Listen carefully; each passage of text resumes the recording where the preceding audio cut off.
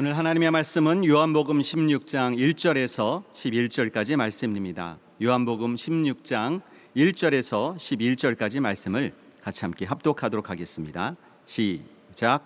내가 이것을 너희에게 이름은 너희로 실족지 않게 하려 함이니 사람들이 너희를 추리할 뿐 아니라 때가 이르면 무릇 너희를 죽이는 자가 생각하기를 이것이 하나님을 섬기는 예라 하리라.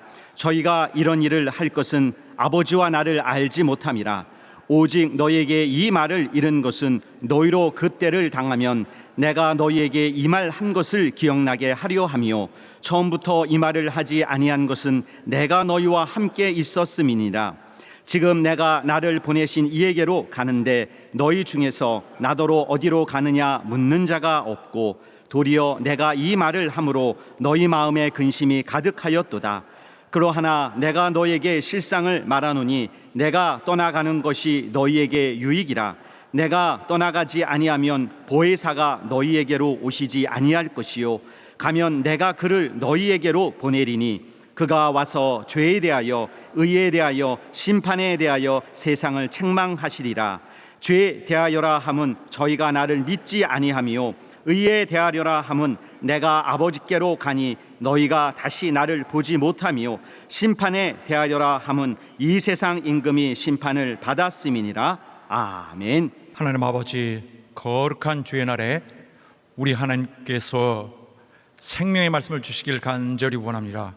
종을 주의 거룩한 도구로 사용하셔서 말씀을 선포할 때 부족함이 없도록 종에게 하나님의 권위와 또 모든 하나님의 영역으로 인도하시고 또 말씀 받는 우리 모두가 성령의 도와주심으로 힘입고 이 말씀 받는데 모두 성공하게 도와주시옵소서. 예수 이름으로 기도하옵나이다. 아멘. 성령이 세상을 책망하심. 오늘 하나님의 말씀의 요약을 다 같이 시작. 성령은 이 땅에서 세상의 죄와 불의를 정죄하시고 꾸짖으신다. 이로써 그는 예수 그리스도의 주권적 권세와 영광을 그리고 그의 의와 진리를 동시에 증거하시는 것이다. 예수께서 부활하시고 승천하신 후 보혜사로서 그를 대신하여 이 땅에 오시는 성령은 오순절 이후에는 모든 시대의 제자들에게 임하셔서 그리스도의 구원의 복음을 증거하는 그들의 사명의 삶 속에서 다양한 권능과 은사를 내려주시며 갈 길을 인도해 주신다. 성령은 원래 성삼위의 한 위이신 분으로서 창조주시며 구속받은 영혼들에게 새 생명을 주시는 최상의 권능의 하나님이시지만 보혜사로서 제자들에게 임하실 때는 그들의 복음 증거 사역의 현장에서 친히 그들을 도우신다. 성령은 그리스도의 의와 영광을 선포하시고 보증하시며 이를 근거로 모든 불의와 거짓을 행하는 심령들에게 가책을 주시고 멸망의 위기를 경고하신다. 그렇게 하심으로써 아무쪼록 죄인들이 회개하고 예수 그리스도께 돌아와 순종함으로써 구원을 얻도록 하려는 것이다. 결국 성령은 구원의 복음을 전파하는 제자들의 사역을 도우시고 악인들이 가하는 핍박과 고난을 감수해야 하는 부담 속에서 제자들이 용기를 잃지 않도록 위로하시고 격려하시는 위로자, 즉 예수께서 약속하셨던 보혜사이시다. 보혜사 성령께서 하시는 일 중에 가장 중심적인 일이라면은 바로 세상을 책망하시는 일입니다. 다시 말하면 성령의 하시는 그 광범위한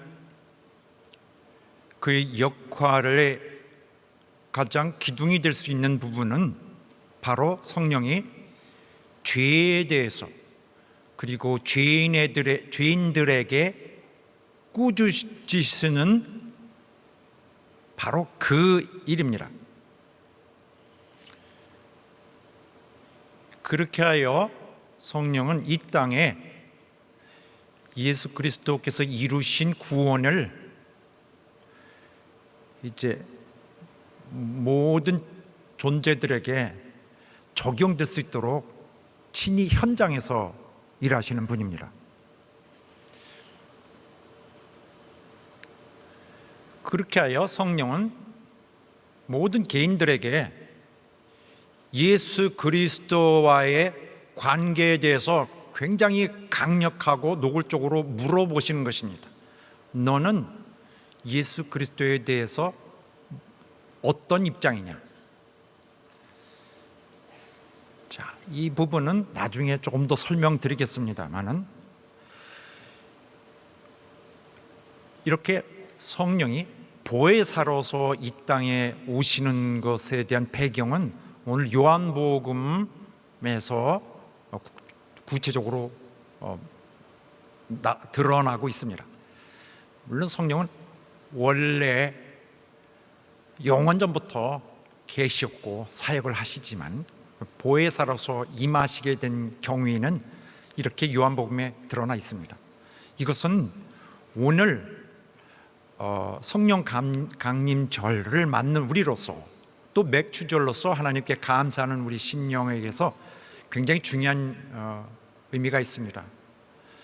성령이 보혜사로 오심으로써 교회가 시작되었습니다. 그러므로 이 땅에는 구원이 본격적으로 시작한 것입니다. 하나님께서 인류를 구원하시려고 실제로 신호탄을 주시며 현장에서 일하시는 구체적인 일이 비로소 보혜사 성령이 오심으로써 시작됐습니다. 그러므로 보혜사 성령이 오시게 된 배경은 어떤 배경이냐면 교회의 첫 시작, 즉 시작이 계기가 되었는데, 이 성경이 요한복음에 보면은 좀 상당히 좀 특이한 점이 발견됩니다.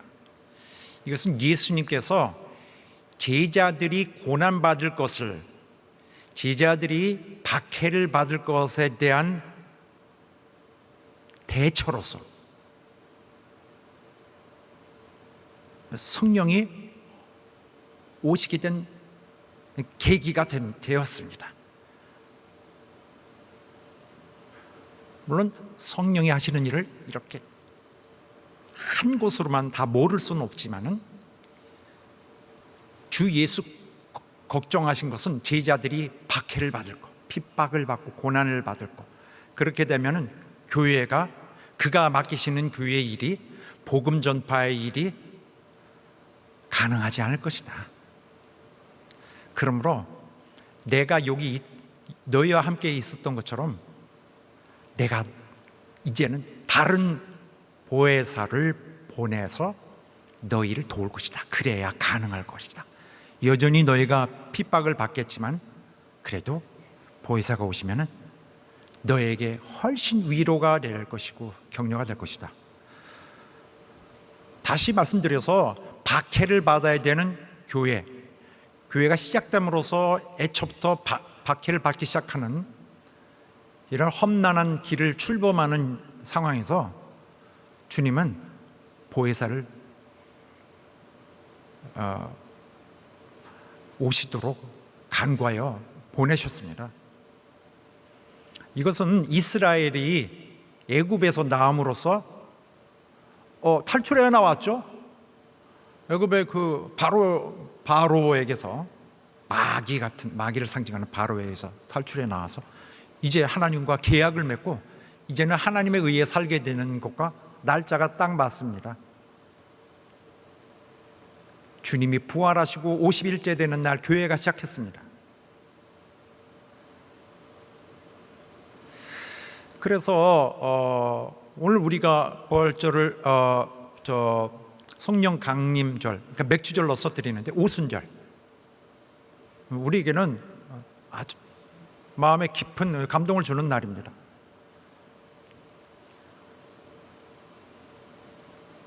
우리에게는 영원한 나라의 그 영광을 이미 약속을 주시면서 주께서 우리와 함께 일하시는데 우리의 미래를 그와 우리가 함께 만들어 갑니다. 함께 걷는 거예요. 성령은, 보혜사는 우리의 동역자로 오셨어요. 주님의 제자들의. 그 크신 하나님이 그들의 위로하시는 분, 도우시는 분으로 오셨어요. 어떤 상황에서? 교회가 처음 시작하는 마당에 많은 핍박에 대한 대처로서. 그렇지 않으면 세상을 당할 길이 없을 것이니까. 그러나 보혜사는 제자들을 도우신 일을 하는데 사실상 어떤 일을 하시느냐? 죄를 멸하시는, 죄에 상대하여 죄 싸우시는 것을 하신데, 그런 일을 하시는데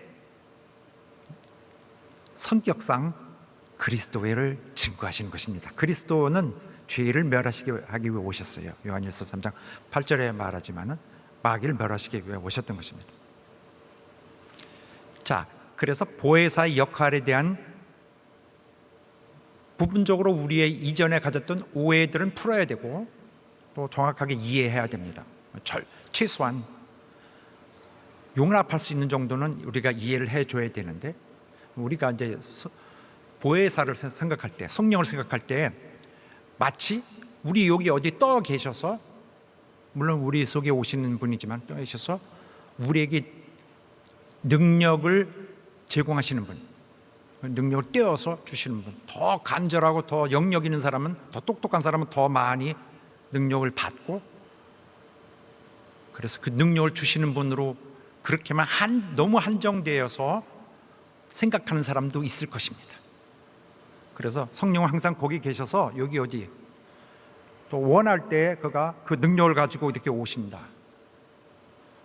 근데 관심 없는 사람은 성령이 그냥 너 내가 필요한 거냐 안 거냐 하고서 좀 멀리 떨어져 계신 분으로 생각할 수 있습니다. 그렇게 되면은 성령의 가장 중요한 역할에 대해서 자칫 오해할 수가 있고 잘못 이해할 수 있습니다. 물론 성령이 하시는 일은 굉장히 다양합니다. 성령은 우리에게 생명 주시는 분이에요. 예수님의 구속의 모든 이루어는 그 사람을 의롭게 할 수 있는 그의 공로를 근거로 해서 영생을 주시는 분입니다. 또 우리의 갈 길을, 우리의 사역을 인도해 주시고 우리 속에 거하셔서 떠나지 않고 우리를 마지막까지 도와주시는 분입니다. 마지막까지, 이 세상 떠날 때까지, 모든 개인들에게는 이 세상 떠날 때까지. 그리하여 그는 무엇을 하시려고 그럽니까? 죄에서 구원된 자들을 천국까지 이르게 하시는 분입니다. 자, 이 성령의 보혜사로 오셨다는 이 예수님의 그 계기에 대한 이 설명을 쭉 보면은 성령이 하시는 가장 중심적 일이 여기에 있는 것입니다. 14장부터 계속 설명하셨던, 주님이 설명하셨던 보혜사의 역할, 행보는 이렇게 됩니다.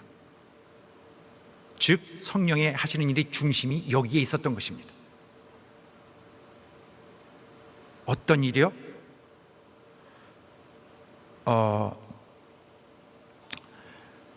죄를 꾸짖고 죄와 싸우시는 일입니다.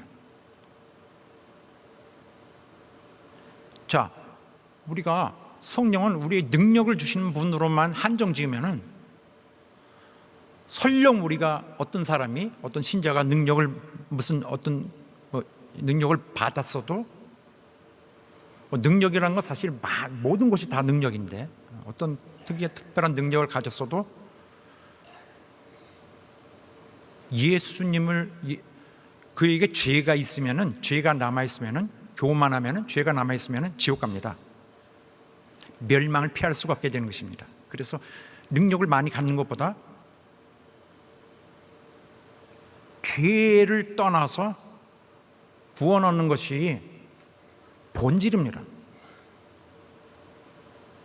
기독교 본질입니다. 자, 왜냐하면 인간의 그 지긋지긋한 그 끈질김, 죄로 향하는 마음, 조금만 신경만 안 쓰고 있어도 자동으로 죄로 향하는 마음, 마치 강에 물살이 거세게 갈 때 아무것도 하지도 않았는데 계속 물살에 따라 내려갈 수밖에 없는 것이 인간이 죄를 향하는 그 기본 원래의 성품입니다. 성질. 이 성질은 하나님께 대하여 반대하는 그런 원래의 특징이 있습니다. 그런데 그럼 죄를 좋아하면 죄를 좋아하지 왜 하나님을 반대해요? 맞아, 그게 문제인 것이에요. 하나님에 대한 것을 반대로 가려고 합니다. 그게 영적으로 그래서 영적인 그 죄가 무서운 것입니다. 하나님께 대한 기본 자세가, 인간의 기본 자세는 하나님께 반대하는 것입니다. 그래서 자신의 스스로의 것으로는 도무지 여기서 조금 조종하는 거 가지고는 구원의 길이 보이질 않습니다. 사람은 스스로 자기를 구원할 수 없고 완전히 자기를 다 냅다 버려야 비로소 구원의 가능성이 생기게 됩니다. 자기를 온통 끌어안고 있으면 절대로 구원받을 수 없습니다. 성령은 바로 이런 문제, 바로 고질적인 죄의 문제 때문에 예수께서 세상에 보내신 분입니다.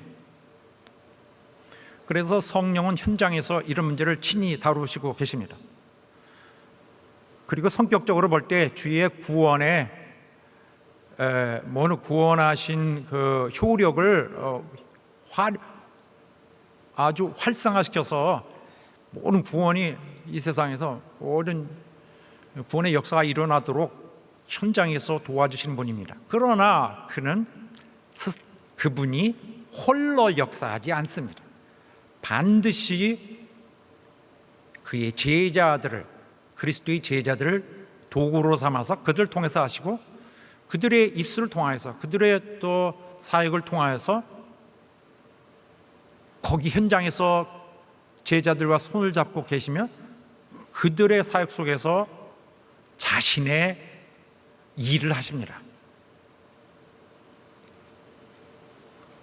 그러므로서 주 예수께서 이 보혜사를 약속하시고 보혜사가 오시는 바로 이 스토리, 이 절차는 이렇게 핍박을 받는 교회에서의 고민하는, 그리고 주께서 객관적으로 보기에 도무지 할 수 없는 그 임무를 맡은 제자들이 할 수 있도록 주님이 장치를 해주신,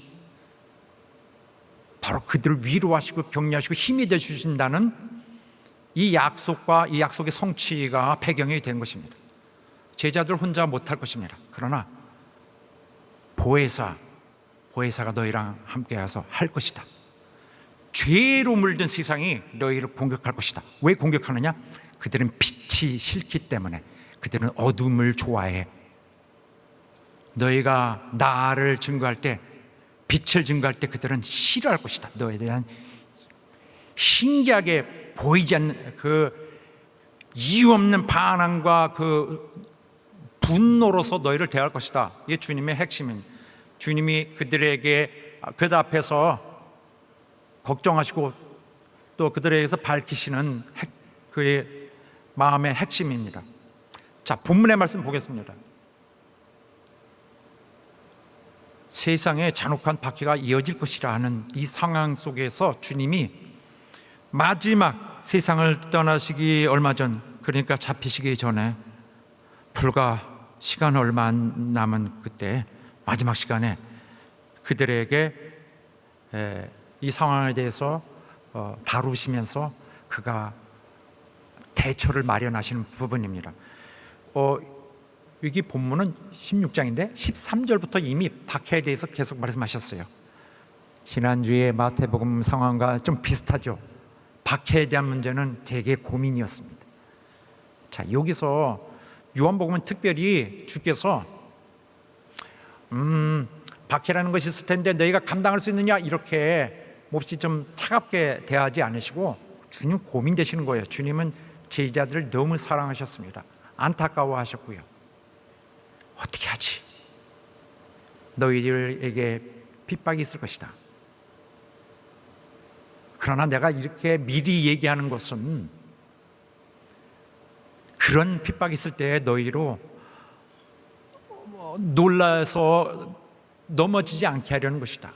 신앙을 버리거나 타락하거나 나 못해요, 나 주님 못해요, 빠이 하고 간다거나 아니면 정말 의리를 버리고 신의를 버리고 사람이 변하지 않게 하기 위해서 신앙을, 나에 대한 충성을, 나에 대한 신의를 지키도록 미리 얘기하는 것이다. 감당할 수 있도록, 어려움이 왔을 때 너희가 이 시츄에이션을 잘 감당할 수 있도록.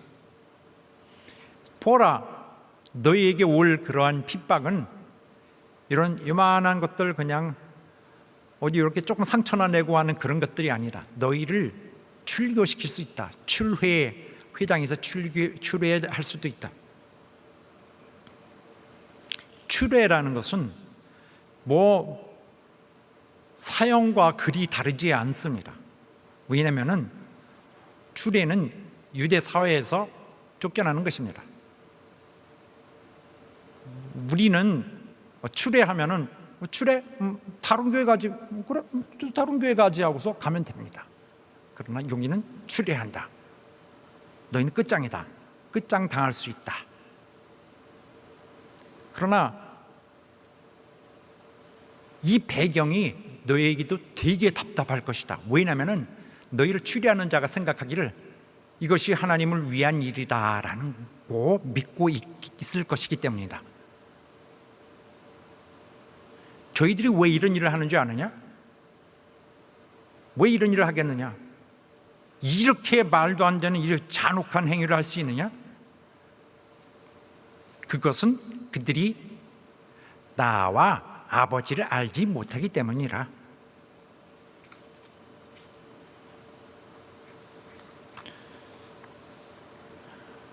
그러나 내가 지금 이 말을 하는 건데 왜 이 말을 하는지 아느냐?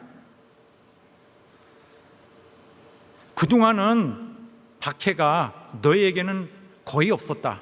모든 박해는 내가 다 받아들였다.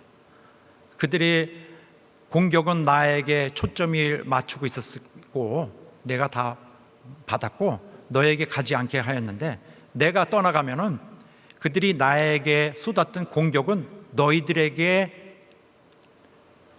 각도를 돌려서 향하게 될 것이다. 지금까지 내가 방패가 되어 주었지만 이제 너희들이 스스로 그 공격에 맞서야 되느니라. 그런데 너희는 그 공격의 핍박의 공격의 참 그 위력을 맛보지 못했다 아직. 그러나 그 공격이 너에게 올 것이다. 너희는 참 핍박의 진실을 경험하게 될 것이다. 세상의 참 증오라는 것이 무엇인지를 알게 될 것이다. 예수님이 그들을 이제 곧 떠나시게 됩니다. 그들은 곧 세상이 하나님을 미워하는 데 대해서 속에서 괜히 하나님을 미워하는 데 대해서 갖고 있는 그 경로를 이 제자들이 다 받아야만 하게 될 것이다. 그래서 예수님이 노골적으로 이 상황을 설명해 주시는 것입니다. 그러니까 제자들의 얼굴이 전부 죽을 상이 됐습니다. 정말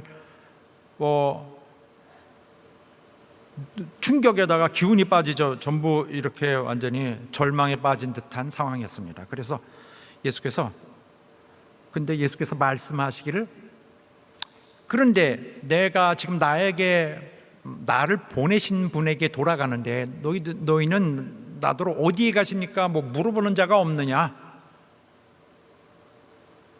이건 왜 말씀하시냐면은 예수께서 약간 책망하시는 것인데, 이런 고약한 것들 이렇게 하시는 것이 아니라 왜 걱정해? 왜 그러고 있어? 이봐, 정신 차려 하면서 오히려 그들의 그러한 이기적인 태도를 책망하시는 것입니다. 봐, 내가 아버지께 돌아간다는데 오히려 너희가 굉장히 기뻐했어야 될 상황인데 너희들은 너희 생각만 하느냐? 맞았습니다. 제자들은 우리는 어떻게 되는 거야 하면서 가시면은 그 다음에 나는 어떡하지? 라고 자기들 생각을 하고 있었습니다. 너희는 왜 내가 어디로 가느냐는 생각 않고 너희 생각만 하느냐? 그리고 내가 이런 일을 하는 것에 대해서 왜 이렇게 슬퍼하느냐? 슬퍼하죠. 그들은 난 어떡하지? 우리는 어떻게 되는지 하고 자기들만 생각하고 있었으니까. 주님은 자기를 희생하여서 자기 몸을 죽는데 내어주어서 그들도 구원하고 세상을 구원하라 하시는 일인데, 제자들은 단지 이런 조그만 일들에 대하여 주님 보시기에는 감당해야 될 것이 마땅한데 여기서 기분이 빠져 있습니다. 그래서 자, 너희들 들어라 하시면서 내가 너에게 보혜사를 보낼 것이다. 걱정하지 마라. 걱정하지 마라. 슬퍼할 일이 아니야. 그러나 다 같이 읽겠습니다. 그러나 시작. 그러나 내가 너에게 실상을 말하노니 내가 떠나가는 것이 너에게 유익이라. 내가 떠나지 아니하면 보혜사가 너에게로 오시지 아니할 것이요 가면 내가 그를 너에게로 보내리니. 그를 보내주겠다. 사실을 말하면 이런 것입니다. 실상을 말하느니, 실상을 말하니 무슨 특별한 실상이요? 무슨 실상인데요가 아니라 내가 좀 사실 말하면은 이런 말씀입니다. 너희 슬퍼하는 것이 상황이 맞지 않아. 슬퍼하지 말어. 맞죠? 주님이 가셔야 속죄는 이 세상에서 진짜로 이제 그 속죄의 그가 완성되고 그 속죄의 은혜가 세상에 임하게 될 것인데, 무엇보다도 주께서 걱정하지 말라는 것은 너희가 홀로 남게 된 것이 아니야. 너희에게 보혜사가 함께 있을 것이다 라고 하셨습니다. 보혜사는 뭐죠? 어떤 의미에서 성령이 보혜사입니까? 예수께서 성령을 보혜사로 말씀하셨는데, 보혜사는 요한복음에만 나오는 용어입니다. 문자적으로는 부르심을 받은 자 이렇습니다. 그런데 때로는 문자적인 거기서 파묻히면은 실제로 쓰는 말은 다른데 오히려 혼동가는 수가 있습니다. 한마디로만 말씀드리겠습니다. 왜냐하면 보혜사에 대해서 충분히 이해하기 위해서 풍성하게 설명할 수가 있는데, 그렇게 되면 머리가 이거였나 저거였나 뭐 많은 걸 들었는데 남는 거는 하나도 없네라고 오히려 당황할 수 있어요. 자, 보혜사는 재판정에서, 코트에서, 재판정에서 재판관 앞에 있는데 나 어떻게 하지? 나 홀로 있는데 나를 도와주는 분입니다. 변호사. 나 이거 어떻게 하지? 할 수 없을 때 와서 날 대신하여 탄원을 대신 해주는 분. 이 사람 위에서 대신 말해주는 사람, 내 옆에서 보조해주고 나를 도와주는 친구. 지금도 대략 2개나 3개의 개념으로 말씀드렸는데 하나만, 나를 도와주는 분이에요. 변호사처럼 어떤 상황에서도 나를 도와주십니다. 자, 그런데 성령은 세상을 책망하시는 일을 하십니다. 그래서 성령은 신자들, 제자들, 신자들 속에서만 우리만 같이 다니자라고 거기서만 계시는 것이 아니라 믿지 않는 불신 세계에 대해서도 그가 영적으로 통제를 하신다는 의미입니다. 꼭 신자들 가운데만 있는 것은 아니고 신자들이 있을 때에 신자들을 공격하는 사람들이 있을 것입니다. 제자들을 아프게 하는 사람들, 복음 사역을 어렵게 하는 자들, 어떤 주일을 하는데 힘들게 해서 주일을 하는 것이 좌절되게 하는 것들, 교회 일에 좌절되게 하는 그런 경우가 있죠. 세상에 있는 누구든지 인간은 본질 변화되지 않으면 예수 그리스도를 미워합니다. 그리고 죄성이 그 사람이 남기를 원해요. 의를 미워합니다. 그래서 겉으로는 의로운 것 같고 의를 사랑하는 것 같지만은 천만의 말씀에 속은 의를 싫어하고 있습니다. 그리고 하나님에 대한 반항으로 불의와 부정을 좋아합니다. 성령은 이런 자들이 와서 죄자들의 사역을 방해하거나 죄자들을 어렵게 공격하게 하지 않도록 거기서 죄자들의 편이 되어서 죄자들을 공격하는 자들에게 통제하시는 거예요. 불신자가 됐건 신자가 됐건 그들에게서 그들의 죄에 그들을 꽉 잡고서 종으로 삼는 그 죄의 권능을 아니라 깨시는 것입니다. 성령은 죄인들의 마음을 책망하십니다. 그래서 이 점에는 꼭 신자들 혹은 제자들, 성도들 안에서만 계시는 것이 아니라 그는 이 죄와 싸우시는 분이에요. 죄인들의 마음, 우리 믿는 자들도 본래 죄인입니다. 예수로 거룩한 의를 옷으로 입었지만 우리가 혼이 일컬을 때 우리도 이 죄인이에요. 모든 죄인의 오리지널이 죄인인 자들에게는 죄에 대한 위험성이 있습니다. 성령은 모든 그러한 불신의 가능성이 있는 존재에게 그들의 죄가 하나님의 일을 방해할 때 책망하십니다. 그래서 그가 와서 세 가지에 대해서 세상을 책망하시라 했습니다. 다 같이 읽겠습니다. 시작.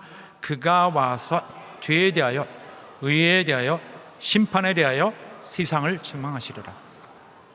죄에 대하여, 의에 대하여, 그리고 심판에 대하여 책망하신다. 이 세 가지에 대해서 이 성령께서 넘기지 않고서 가서 따지신다는 것입니다. 그래서 책망하신다는 뜻은 원래 그 품고 있는 그 뜻은 책망하신다는 뜻은 왜 그러느냐 이놈 이렇게 하고 마는 것이 아니라 이 번역된 것은 완전치는 않습니다. 성령의 이 하시는 요일을 설명하기엔 완전치는 않아요. 이 책망하신다는 것이 표현하고자 했던 것은 원래 뭐냐면은 이런 뭘 폭로해서 노출시키는 것, 죄를, 불의를, 혹은 유죄를 입증하는 것, 죄가 있음을 선언하는 것, 또는 꾸짖는 것. 이런 뜻이 있는데 이 책망하다고 할 때는 무슨 뜻이 머리에 들어오겠느냐? 무슨 뜻이냐? 한마디로 유죄 선언, 정죄예요, 정죄. 책망하신다, 정죄하는 거예요.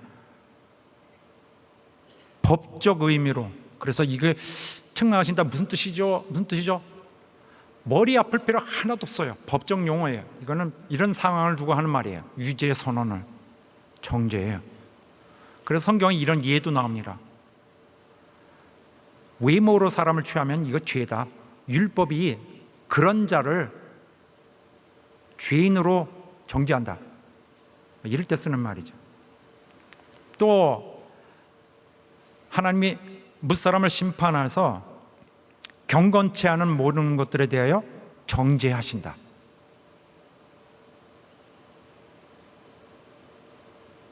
죽게 거스려 한 모든 그런 경건치 않은 일들과 경건치 않은 말들에 대해서 정죄하신다. 이럴 때 쓰는 말이거든요. 정죄하는 것이 분명하죠. 의미가. 그러면은 이거 정죄를 받는 자들은 정죄를 받음으로써 어떤 변화가 있냐면은 이 속에서 정죄를 받을 때 성령의 책망을 받을 때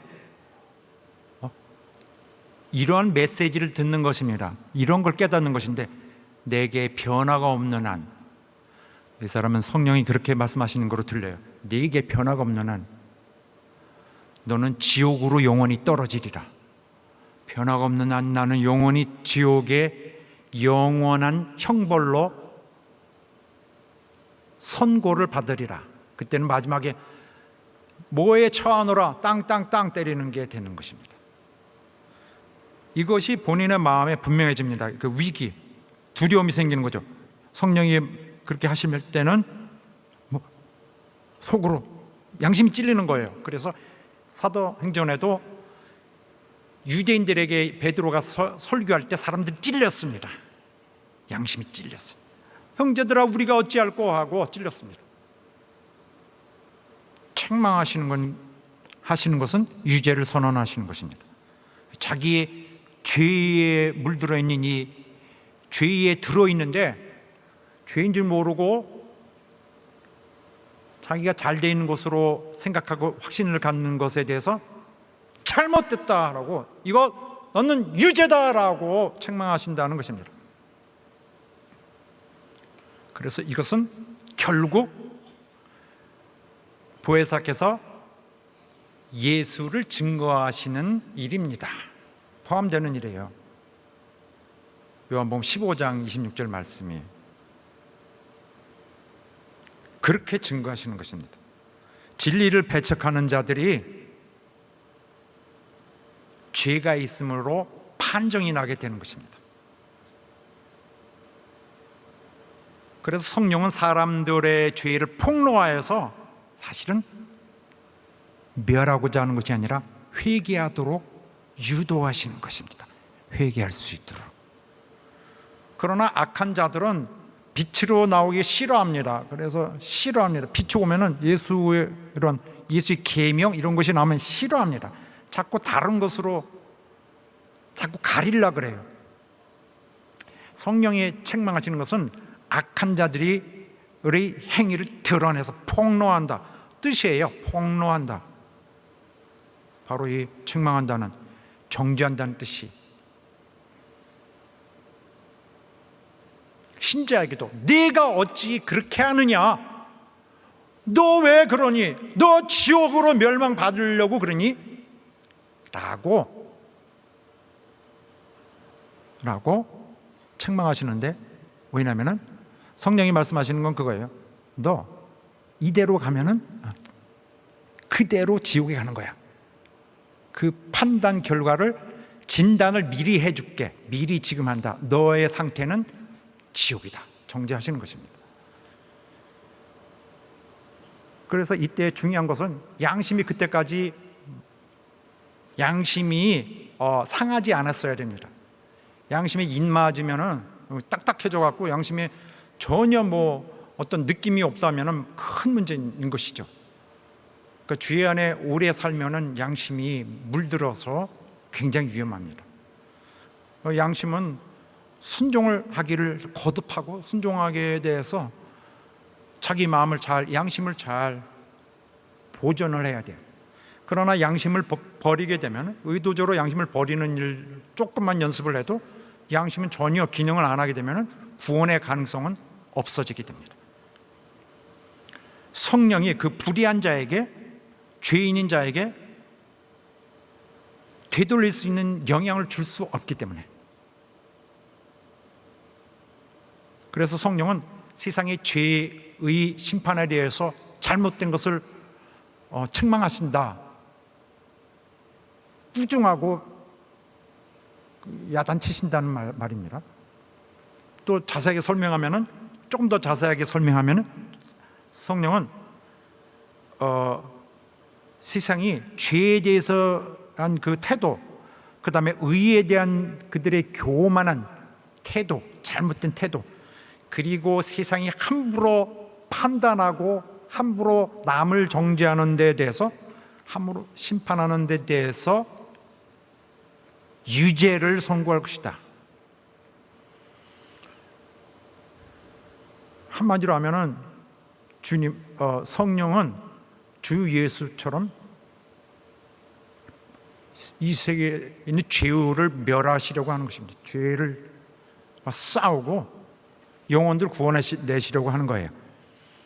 그래서 이 보혜사는 이 경우에는 제자들과 함께 일하시지만은 이 기능, 이 책망하시는 기능은 제자들과 함께 있으면서 제자들이 만나야 될 상대들을 향해서, 세상을 향해서 그들의 마음에서 폭로하시는 일을 하시는 것입니다. 그러므로 성령의 역할은 제자들에게 함께 일하시지만은 세상에게도 영향을 주시는 거예요. 그런 면에서 잘못된 마음을 그냥 확 폭로해 버리시고, 그런 면에서 보혜사는 제자들에게 굉장히 힘이 되죠. 제자들은 혼자 가는 게 아닙니다. 성령이, 자기가 말씀을 전할 때 성령이 그들 마음속에 찌르실 것을 알고 있기 때문에 내 백이, 나의 뒤에는 하나님이 계시다. 예수 보내주신, 예수께서 아버지로 이렇게 부탁하여 보내주신 성령은 오시는데 예수 커버해 주시는, 예수의 명예를 위해서, 예수의 왜 명예 상하지 않기 위해서, 그를 돕기 위해서 오시는 분입니다. 그의 이름으로 오시는 분입니다. 성령은 죄에 대해서 책망하신다. 이것이 첫 번째 성령이 다루시는 문제입니다. 죄에 대해서. 죄에 대하려 하면 저희가 나를 믿지 아니하며 했습니다. 믿지 않는 거. 이 믿지 않는 개념이 뭐냐면은 나 예수 믿는 사람입니다, 아닙니다로 구분하는 거 아닙니다. 나 예수 믿습니다, 교회 다녀요. 지난 한 1년 안 다녔는데 나 예수 믿는 사람에 그래도 다시 가고 가끔 나갑니다, 이런 경우는 안 되겠죠. 이 사람은 예수 믿는 사람이 아니에요. 왜? 나 등록도 다 돼 있는데. 예수 믿는 사람 아닙니다. 그래도 예수 믿는다는 건 나 믿는다, 뭐로 결정해요? 등록됐어요. 등록된 걸로 결정하는 거 아니에요. 예수님에 대한 나의 자세, 예수님에 대한 내 진실이, 그게 그를 믿느냐 안 믿느냐를 결정하는 거죠. 예수를 따르는 자들이 예수 믿는 자들이에요. 예수의 계명에 순종하는 자들이 예수 믿는 자들이에요. 성경에 예수님의 계명을 나와 있어요.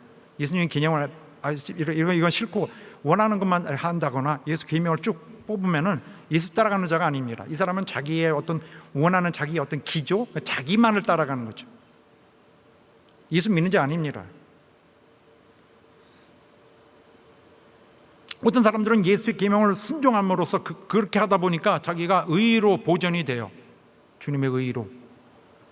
속은 많이 망가지고 했지만은 늘 이렇게 해서 자기를 보호하고 자기 영혼을 더럽히지 않게 이렇게 해서 결국 구원의 길에 가겠는데, 그 배경에는 성령이 도와주시는 것이 있었던 것입니다. 누구는 하나님의 다 용서를 받는데 누구는 용서를 받지 않아요. 왜 용서를 받지 못합니까? 주님의 계명을 거절하기 때문에. 이 사람은 주님을 따르지 않기 때문에. 그가 바로 믿지 않는 자입니다. 예수께서 나를 믿지 않는 자는 심판을 받는 것이다, 나를 믿지 않으면 멸망이다. 너희가 영생을 얻기 위하여, 생명을 얻기 위하여 내게 오지 않는구나. 너희가 내가 그인 줄을 믿지 않으면 너희 죄 가운데 죽으리라. 다음 그것은 예수 믿는다 안 믿는다. 어제까지 세상 사람이었다가 오늘 예수 믿는 이것만을 말하는 것이 아니라 예수에 대한 나의 자세를 말하는 거예요. 내 입장. 너는 뭐냐? 나 예수 안에 들어가 있는 자. 예수로 나는 죽고 예수로 사는 자다. 난 예수 따르는 자다. 내 원래 본질을 나 버리고 나 예수 따르는 자로 다시 태어났다. 이래서 그래서 성령이 죄를 선고하실 때 어떻게 반응하느냐는 나를 지옥에 넣느냐 하늘에 올리느냐 하는 문제와 직결됩니다. 성령은 우리 속에서, 우리 심령에서 죄책을 불러일으킴으로써 우리 양심 속에 쏘음으로써 우리 회개를 유도하시는 것입니다. 그러니까 믿지 아니하는 거, 거듭되어 주님을 믿지 않는 거죠. 어떤 시기를 말합니다. 현재형이니까 어느 시간 정도. 그러니까 일반적으로 주님께 대한 태도가 따르지 않는 태도, 선택적이고 이런 것이 예수 믿는 것이 아닌 것입니다. 죄라는 것은 요한복음의 개념에는 그리스도 안에서 주의 계시를 받지 않는 것입니다.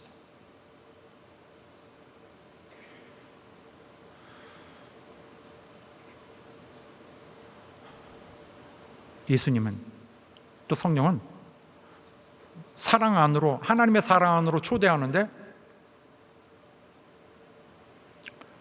여전히 죄에 머무르고 있는 자, 죄에 대해서 완전히 선언을 못하고 여전히 중간에 있는 자, 아직 시원하게 뭘 해결을 안 한 자, 이것은 하나님의 사랑으로 초대했는데 이제 이 유죄 선고는, 성령의 유죄 선고는 이 자에겐 사랑이 없구나, 이 자는 사랑으로 살려고 하지 않는구나, 이 자는 사랑을 필요로 하지 않는구나, 이 사람은 사랑할 수 없구나, 결론이 나오는 것입니다. 이때 빨리 돌이켜야 할 것입니다. 또 두 번째로 의에 대해서 책망하십니다. 그래서 의인은 인간들이 자기들을 의롭다고 생각해요. 그래서 예수를 십자가에 못 박아 죽였습니다. 그래서 알아, 불의에 이렇게 최후는 이렇게 되는 것이다 했는데 그 예수를 하나님이 살리셨어요. 살리실 뿐만 아니라 하늘에 올리셨어요. 정말 하나님의 우편에 앉으셨어요. 정말 하나님 보좌에 앉히셨어요. 그래서 하나님은 예수의 의가 하나님의 의에 동등한 하나님의 의를, 바로 하나님 의 자체를 나타낸 자다, 최고로 높여졌을 때 이게 모든 이름 위에 뛰어난 이름을 주신 거죠. 이 이름을 이제부터 너의 이름을 예수라라, Jesus, 이것이 아니라 최고로 올려줬다. 승기라고도 신학은 말하는데 exaltation, 쫙 올려준 것을, 뛰어난 이름을 주신 것이, 명예를, 세상의 심판, 의인을 취소시키고, 이게 의라고 취소, 이거는 오히려 정죄감이다. 그리고 예수의 의를, 이게 바로 이 영광스러운 그의 인격이, 그의 성품이, 그의 하신 일이, 그의 마음의 의다. 하나님이 하늘에서 가장 의롭다고 인정해 버리니까 이 세상에 있는 의인은 졸지 죄가 됐어요. 그들은 세상의 나 의로워, 자기 의의를 드러내고 이거에서 교회가 교회를 교회에 때려줘야 돼, 교회에 버려줘야 돼, 교회 법정에다 올려야 돼 하지만은 의인은 하나님의 사랑이에요. 하나님의 의, 예수 그리스도만이 기준입니다. 이 세상 것은 아니다라고 하십니다. 이 세상에서 의라고 했던 것은 졸지에 완전히 심판의 대상이 되고 오히려 지옥 가기 되는 원인이 되어버립니다. 그래서 성령이 증거하실 때 인간들은 그들의 악함을 깨닫게 되고, 정말 너무 섬찟하다, 너무 혐오스럽다, 나 어떻게 이런 자냐, 정말로 정말 나 가망 없구나, 나는 어디서 의를 얻을까, 지옥에 가지 않으려면 어떻게 할까, 아무 가망이 없는 거예요. 유일한 의라면은, 이 세상의 의라면은, 지옥 가지 않을 의라면은 예수 의밖에 없는데 예수 의를 받을 수 있을까? 예수를 쳐다보게 되겠죠. 그 다음에 심판에 대하여, 이 세상 성령은 이 세상의 심판에 대하여, 심판에 관련하여 세상을 정죄하십니다. 왜냐하면 이 세상 임금이 심판을 받았습니다. 예수께서 이 세상 임금이 쫓겨나리라 했습니다. 죽으시기 전에. 그런데 마침내 쫓겨났어요. 언제? 예수께서 십자가에 오르셨을 때, 십자가에서 죽으셨을 때 예수께서 사단의 완전히 권능을, 모든 권세를 깨버렸습니다. 그때 사단은 하늘에서 떨어져 버리고, 십자가의 사건은 마귀의 완전히 모든 권리를 그냥 쑥 다 뽑아버려서 사망으로 말미암아 마귀를 없앴다 그랬습니다. 죽으셔서 마귀를 없앴다. 또 이 십자가의 죽음으로 승리를 하셨다 그랬습니다. 죽으신 것이 완전히 마귀를 깨버린 거예요. 그 다음에 하늘에 오르시니까 이건 뭐 온 우주적으로 법적으로 확정이 되어버렸습니다. 그러므로 인간이 사단이 조종하는지도 모르고 인간이 결정하였던 심판, 인간이 판단하고 예수 올렸던 판단은 완전히 잘못된 것이 되었습니다. 사단의 영향을 받는 자는 판단이 틀립니다. 그러나 사단은 오늘도 돌아다니게 되겠죠. 그래서 뭐 마지막 뭐 천년왕국 뭐 될 때 이렇게 갇혀 있게 되지만은 결국 그거 천년왕국 다 끝날 때까지 결국 완전히 없어지지 않습니다. 돌아다닐 거예요. 지금도 왕인 것처럼 합니다. 속지 말아야 되는 거예요. 속는 자는 심판의 그 마음이 왜곡된 잘못된 죄로 물든 것이 되어버려서 판단을 못합니다. 여기서 주님의 요점은 이거예요. 세상 임금은 심판을 받았다.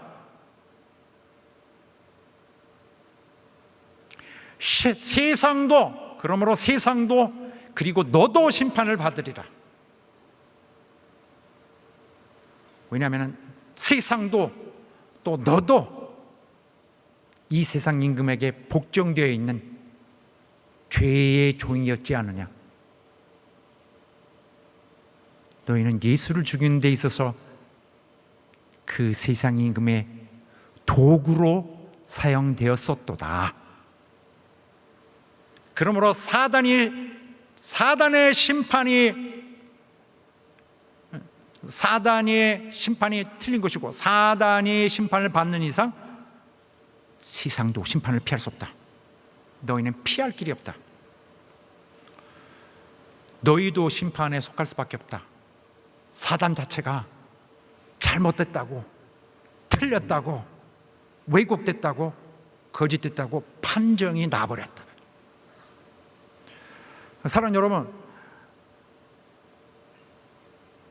우리 오늘 이렇게 성령 강림 주일을 맞아서 우리가 맥주절로 감사드리는 것입니다.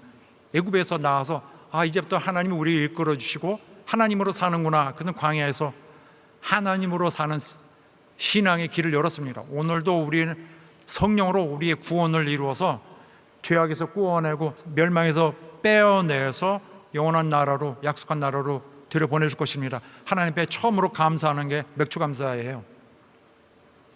날 구원해 주셔서 감사합니다. 그래서 우리가 이런 오늘 감사하면서 하나님께서